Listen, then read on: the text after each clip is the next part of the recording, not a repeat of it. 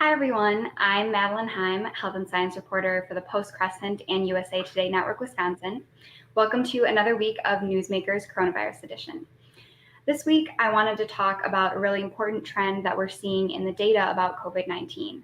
From almost the moment that the virus reached the US, we started to see really stark racial disparities in who it was infecting most and who it was killing. First, in March and April, we saw that in Milwaukee, where African Americans accounted for almost 70% of coronavirus deaths, while accounting for just 27% of the county's population. And the same is true in Brown County, where Latinx people accounted for 60% of those who contracted the virus, and they only make up 8.7% of the county's population. And that trend holds up nationally as well, as we see in a recent New York Times review of CDC data that found that Latinx and African American residents of the US have been 3 times as likely to become infected as their white neighbors. So I wanted to talk about that a little bit today. And I'm here with Dr. Tiffany Green, an assistant professor at UW-Madison, who, among other things, studies racial disparities in health, to talk a little bit about what's behind these problems and how we can take steps to fix them. So, Dr. Green, I wanted to start by, acknowledging that the disparities that we see here are not really surprising, although they are really disappointing to see, just because of, the historical treatment of people of color when it comes to health and health outcomes. But I'm curious whether you do see anything unique in the racial makeup of COVID-19 cases and deaths, whether the pandemic situation has, exacerbated anything to you, or whether it really does just mirror disparities that we see in other diseases. Thank you so much for having me, Madeline.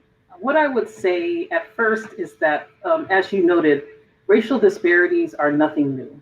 We have had racial disparities in all kinds of issues in chronic disease. Particularly, I'm a maternal and child health researcher. We know that Wisconsin, for example, has the highest rate of infant mortality among Black folks in the United States. So again, nothing new. What is important about COVID, however, is a couple of things. One is infectious diseases. People have said they don't discriminate. Well, they do discriminate here. But the thing about it is, we don't see infectious diseases just stay within one community. And so although we do see over-concentrations of COVID-19 in the non-Hispanic Black and the Latinx communities and Native American communities, the disease is not staying there. It's spreading out. It's going to affect all of us. So I think that the fact that this is an infectious disease makes it all the more real for people and all the more motivation to address it as quickly as we can. Yeah, absolutely. And, just to kind of dig a little bit more into why these disparities exist in the first place, I was reading a story recently about why racism and not race is a risk factor for COVID-19. And I think that sort of gets to the creation of some of these disparities. And in that story, one of the epidemiologists said that people of color are both more exposed to and less protected from the virus. And I'm wondering if you see that and, why that might be the case, if that is something that you see. Yes, that article interviewed one of the premier epidemiologists when it comes to the study of race and racism, Dr. Kamara Jones. And she talks a lot about racism and the fact that it's institutional. It's not just this individual level thing. I think people get a little bit caught up in the idea when they hear racism. It's like, oh, racism, that's not my fault. Why are we blaming racism for the disproportionate share of COVID cases among communities of color? But it all starts with certain things like, one, employment. We have segregation in the United States where communities of color are generally segregated into lower resource neighborhoods without the same level of educational attainment and quality, lower income neighborhoods. And what that ends up doing is that we have occupational stratification. That is communities of color, including non-Hispanic Blacks, non-Hispanic Asians, Native Americans. They're sorted into certain occupations that leave them at higher risk for exposure to COVID-19. What are some of those occupations? Things like working in retail stores, home healthcare direct workers, working in meatpacking plants, working on farms and in agriculture. All of those are the jobs that allow us to social distance and stay at home. However, those jobs leave the workers at high risk, right? So more likely to be essential workers. I do want to clarify when I talked about non-Hispanic Asians, it may not look like that from the data, but it is a really diverse population, and non-Hispanic and Asians are overrepresented in things like home healthcare workers, specifically Filipinos. So we have these occupations that are not only in high exposure occupations, but they're also more likely to be at risk because they're not protected. We saw a large deficit of personal protective equipment, and many of the people in these essential occupations were not receiving PPE.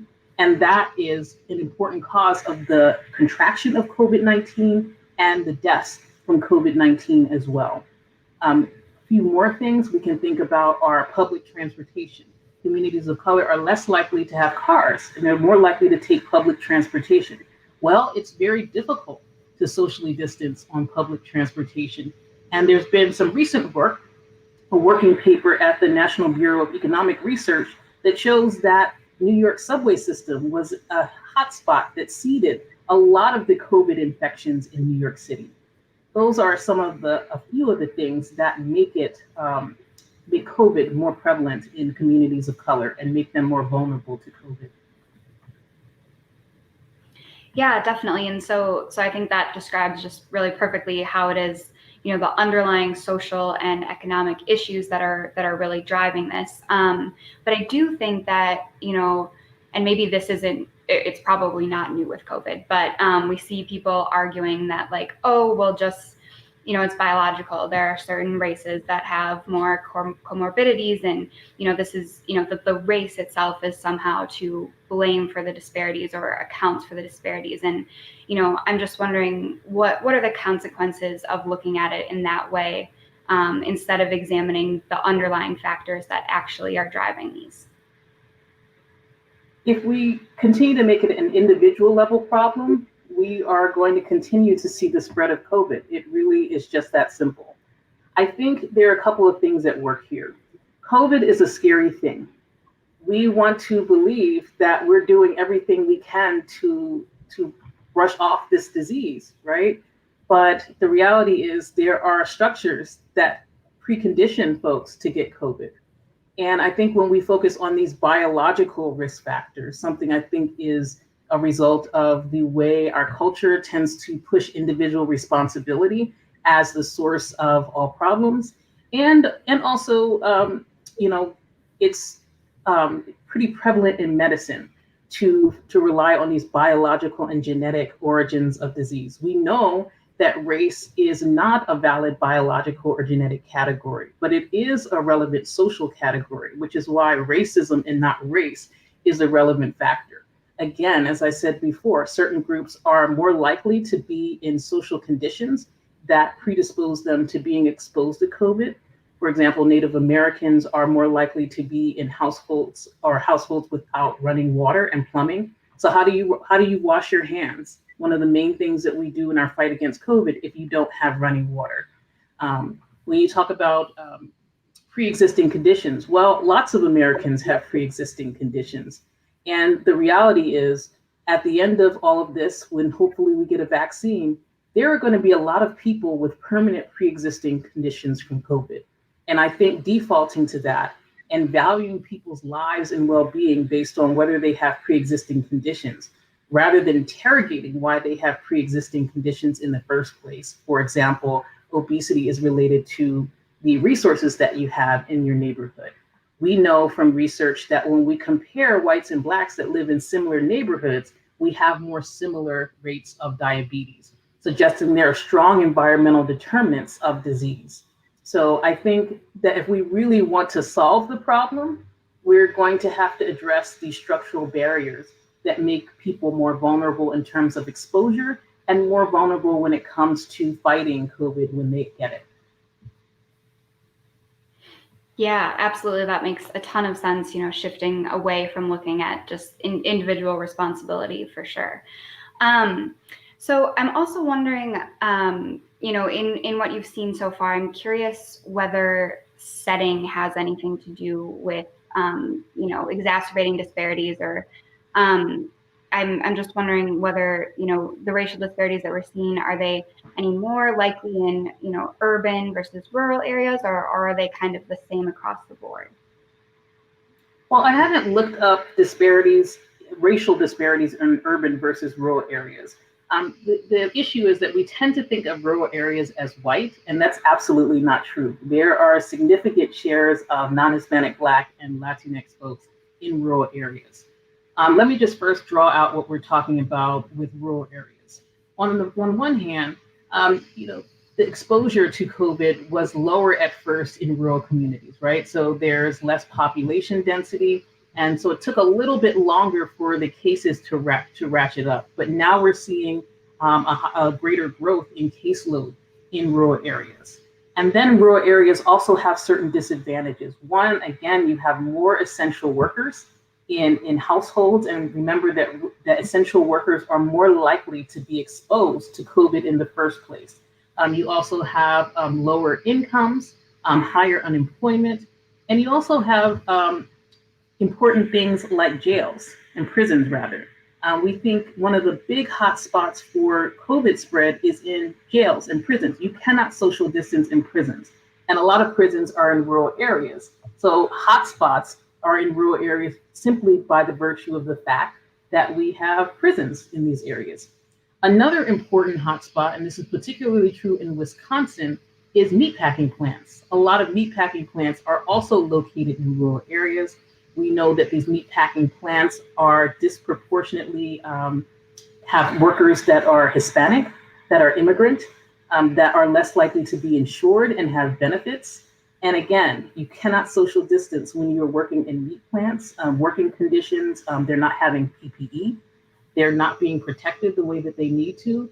And so I fully can understand why the growth of COVID in rural areas is spiking based on the overall characteristics of the population, more essential workers, more elderly folks, and the fact that rural areas also have more prisons, and they also have more meatpacking plants where it is simply impossible to social distance. And when we talk about regulations protecting workers, well, they're just not being enforced. Yeah, so moving a little bit to talk about, from talking about who's getting infected to how we're then counting them. So when the CDC released that data on race and ethnicity of cases to the New York Times for that story, they said that hundreds of thousands of cases had that data missing from them. And I'm wondering what you think that says about the way that we are surveilling this, and how we're communicating with communities, and what effect do you think that missing data has on trying to paint the whole picture of what's going on? So even under the best of circumstances, administrative data often doesn't do the best job of capturing race. That problem is exacerbated in the case of pandemics like COVID-19, because we desperately need to see how this pandemic is disproportionately affecting marginalized populations. The data that we do have, of course, shows that non-Hispanic, Black, Latinx, and other Native American populations are being disproportionately affected. I know the article focused on race on dimensions such as non-Hispanic, Black, and white, et cetera. But I think the biggest issue is really the erasure of Native American populations. Federal government and state governments are not cooperating with the 12 tribal epidemiological centers. And these centers are designed to coordinate efforts between federal and state governments and the Native American tribes. They're public health authorities, but they're not getting the data. And what that means is that tribal epidemiologists are not able to adequately surveil the population, to give leaders information on where to do lockdowns, where to do quarantines, and it's quite dangerous. And what the data that we do have suggests that COVID-19 is having a devastating effect on the Navajo Nation. I think that erasure is highly problematic, and it needs to be addressed. So I think even within these missing data, I think that we need to focus now on not just getting data for what we think of as the major racial ethnic groups, but also, again, for Native American tribes and the government facilitating the cooperation between the tribal epidemiology centers, and themselves so that leaders can take action. Yeah, absolutely. And touching on that, breakdown between or mistrust, of the government and non-cooperation there. And knowing that has taken place historically for a lot of folks.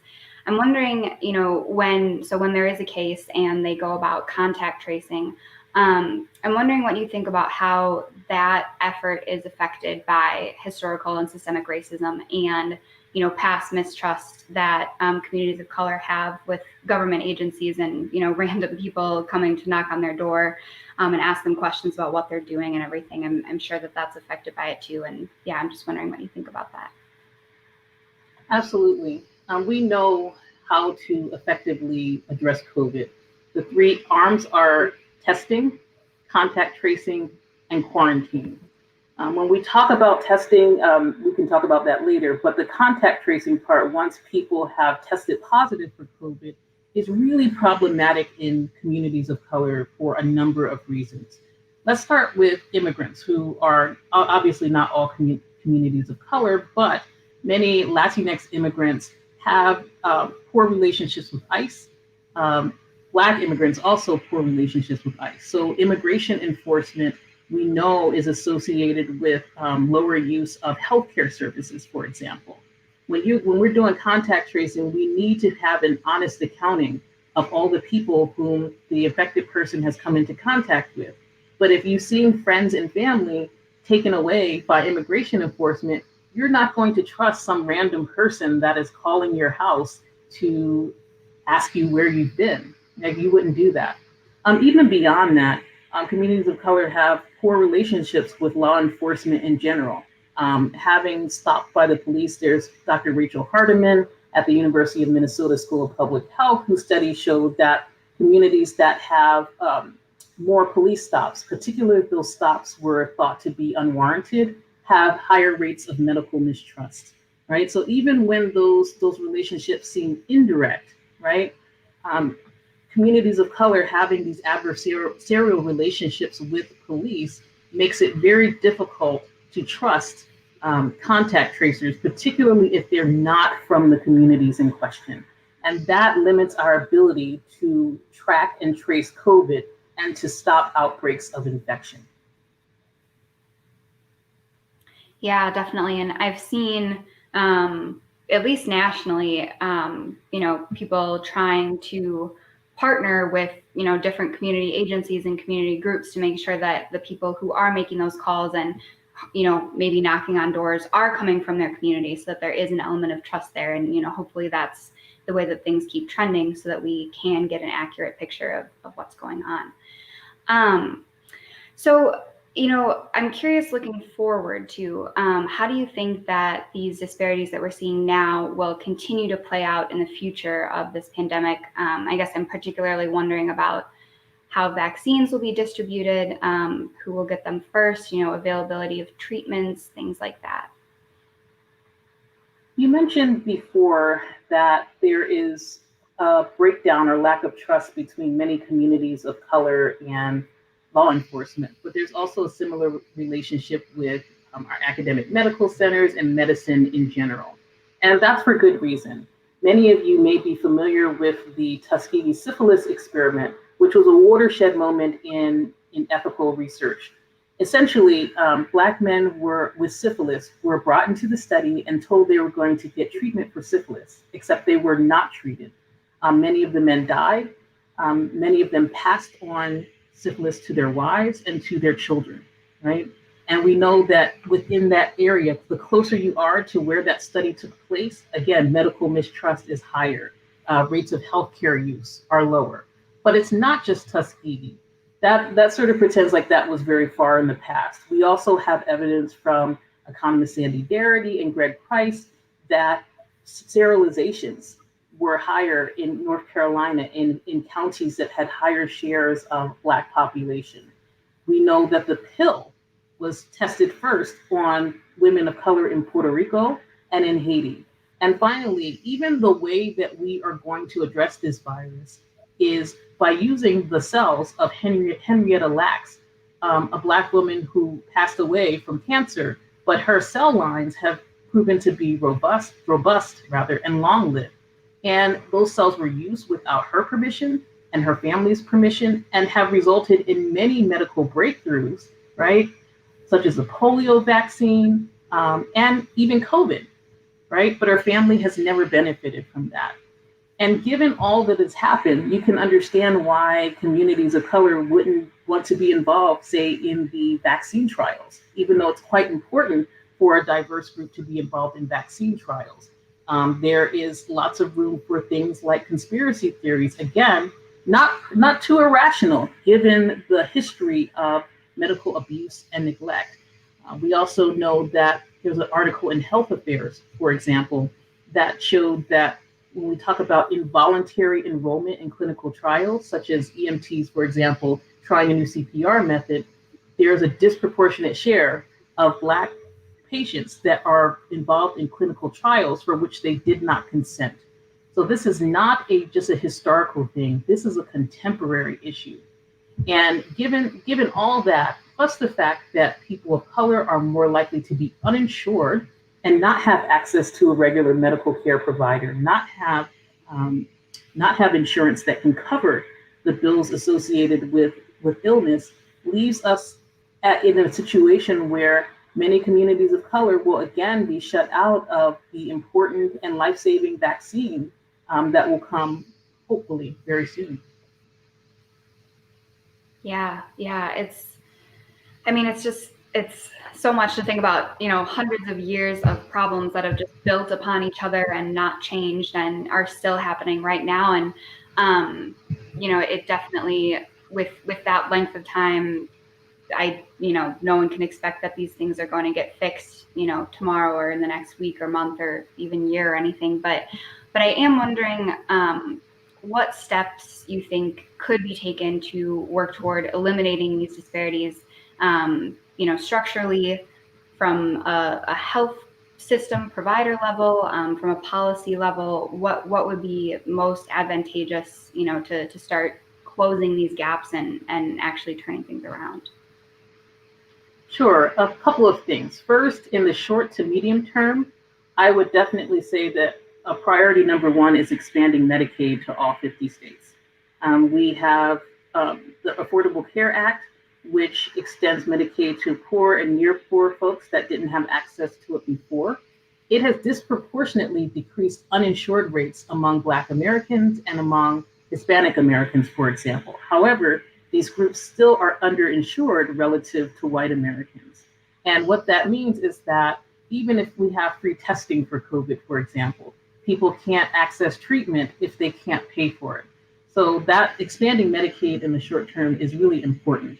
We also have powers to expand emergency Medicaid. With welfare reform in 1995, a lot of immigrants, and this has nothing to do with whether they're authorized immigrants or not, were excluded from federal means-tested programs, including Medicaid. Several scholars have suggested that to fight the pandemic, we really need to open up emergency Medicaid and expand that for the purposes of COVID-19 treatment. The second thing we need to do in the short term is pass another massive federal spending package. The federal spending package is going to expire soon. There are people that are wondering how they're going to pay their bills. There are businesses that are still suffering, and particularly businesses run by Black and other people of color are less likely to have access to capital. And the goal is to make sure that we have enough resources so that people can stay at home. And the reality is communities of color are less likely to be able to work at home. And if we are outside of the home, that means that there's more exposure to COVID and potential contraction of COVID. So again, the priority needs to be to pass a massive federal spending bill that allows businesses to pay their workers, that allows people to stay at home without worrying about how their bills are paid. The third short-term goal, I think, is to also issue a moratorium against evictions. The federal moratorium is expiring very soon. Some in states have already expired and or will expire soon. And you do not want people put out of their homes in the middle of a pandemic. You don't want the shelters to start crowding. Again, impossible to social distance. And it's not just the right thing to do. In a pandemic, it is the prudent and acceptable thing to do so that we do not spread the virus. So put a moratorium on evictions. And then, of course, the last thing I would say in the short term is that the federal government needs to bring all of its resources and power to bear to make sure that all the states have access to testing and the ability to analyze those tests and make sure that they also have other resources to fight the virus. I think the federal government plays a huge role in our ability to address a pandemic. We saw that with H1N1, and I think we can marshal a robust federal response for COVID-19 as well. In the long term, I think it will be difficult and it will be messy, but we have to find a way to get to universal health care coverage. We just can't be in a situation where we have wide swaths of the population that are not having access to medical care.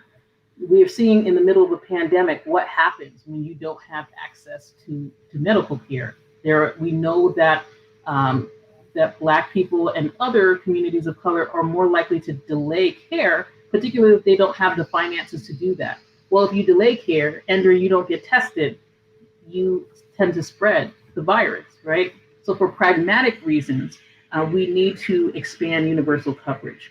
The last thing we need to do long-term is really think about basic income supports. One of the main reasons why people could not stay at home is because they didn't have the wealth to be able to stay at home and ride out this pandemic, right? And so I think we need to make sure that people have the basic income supports that they need for survival and to be able to thrive. We also need them to stay at home again so that they're not spreading the illness. Yeah, definitely. So a lot of really, really good solutions there.